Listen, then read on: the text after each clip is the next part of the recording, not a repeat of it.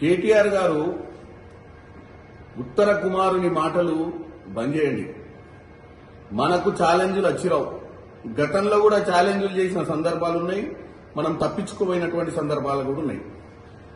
ఒకసారి గుర్తుకు చేయమంటారా? ఇగో ఒకసారి వినండి మీరే. నేను ఈ వైట్ ఛాలెంజ్ లో మొదట నిపుణుల దగ్గరకు వచ్చి నేను అడిగిన అవసరమైన శాంపిల్స్ అన్ని నేను ఇస్తా. ఇచ్చిన తర్వాత నేను ఛాలెంజ్ విసురుతో ఇద్దరికి. ఆ ఇద్దరు కేటీఆర్ గారు, విశ్వేశ్వరరెడ్డి చేవెళ్ల ఎక్స్ఎంపీ గారు. ఆ తర్వాత వాళ్ళిద్దరు వచ్చి ఈ వైట్ ఛాలెంజ్ స్వీకరించి వాళ్ళు శాంపిల్స్ ఇవ్వాలి. ఈ రకంగా తెలంగాణ రాష్ట్రంలో ఆదర్శంగా యువతకు మనం ముందుండి ఈ డ్రగ్స్ మహమ్మారిన పడకుండా తెలంగాణ సమాజాన్ని, దేశంలో యువతని కాపాడతాం. ఏం డ్రగ్స్ ఏం టెస్ట్? డ్రగ్స్ టెస్ట్ నేను కుల్లా అంటున్నా. డ్రగ్స్ కాదు, నా రక్తం తీస్తాడా, నా చర్మం తీసుకోపోతాడు, ఏం తీసుకోదో తీసుకోపోం. మనం ఇక్కడనే ఉంటారా? మనం ఏ డాక్టర్ తీసుకొస్తాడో, ఏ గుండు కొట్టడానికి తీసుకొస్తాడో తీసుకురా. మనం నా బొచ్చు ఇస్తా, నా రక్తం ఇస్తా, నా గోళ్ళు ఇస్తాం అనుకుందా. ఏం కొన్నాడో కిడ్నీ వాడికి కిడ్నీ కూడా ఇస్తా. డ్రగ్స్ విషయంలో ఛాలెంజ్ విసురుతున్నా నేను.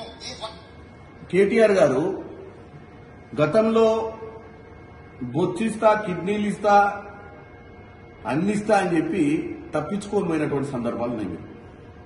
ఇప్పుడు కూడా మీరు ప్రెస్ క్లబ్కు రమ్మని చెప్పి, ప్రెస్ క్లబ్ కొంచెం దూరం అవుతుంది, ఈ జూబ్లీహిల్స్ క్లబ్కి రా, ఇక్కడ సినిమా వాళ్ళది ఒకటి ఉంది, గెస్ట్ హౌస్ ఆడికి రా అంటే వచ్చే పరిస్థితి ఉండదు ప్రభుత్వాన్ని. ఇవాళ ప్రజలు గెలిపించుకున్నటువంటి ప్రభుత్వం మీ 10 ఏళ్ల సంసారం సరిగ్గా లేదని.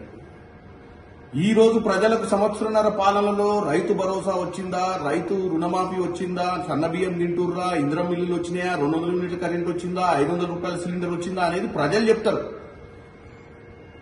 ఇంకోటి, నువ్వు ఈ రోజు ప్రభుత్వాన్ని ఛాలెంజ్ చేసే స్థాయి గాని, స్తోమత గాని, అర్హత గాని నీకు లేవు.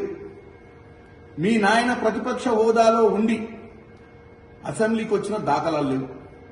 పొయ్యి మీ నాయనను ఫామ్ హౌస్ లో కూర్చున్న మీ నాయనను బతిలాడుకొని తీసుకొచ్చి చర్చలలో కూర్చోబెట్టు, తెలంగాణ ప్రజల ముందు ఈ సంవత్సరాల పాలన గురించి చర్చ చేయొచ్చు. లేదా నీ ఇంట్లో నీకెట్లాగో నీ అర్హత ఏందో నీ ఇంట్లో మా అందరికి తెలుసు. నిన్ను లెక్క పెట్టే పరిస్థితి లేదు నీ కుటుంబ సభ్యులు. నువ్వన్న పోయి మీ నాయనను బతిలాడుకొని ఆ అపోజిషన్ లీడర్ స్టేటస్, ప్రతిపక్ష నాయకుని హోదాను నువ్వు తెచ్చుకొని అప్పుడు ఛాలెంజ్ చేయి. ఛాలెంజ్ చేసి జూబ్లీహిల్స్ క్లబ్బులు, ఈ క్లబ్బులు, ఆ క్లబ్బుల చుట్టూ పిలువకు. ఛాలెంజ్ చేసినాక నువ్వు ఆ ప్రతిపక్ష నాయకుడి హోదాలో, రేవంత్ రెడ్డి గారు ముఖ్యమంత్రి హోదాలో, మిగతా మంత్రులు ఏ శాఖ వారు ఆ శాఖ వారు నీకు ఈ తెలంగాణ ప్రజలకు అర్థమయ్యే విధంగా ఈ పాలన గురించి చెప్తారు.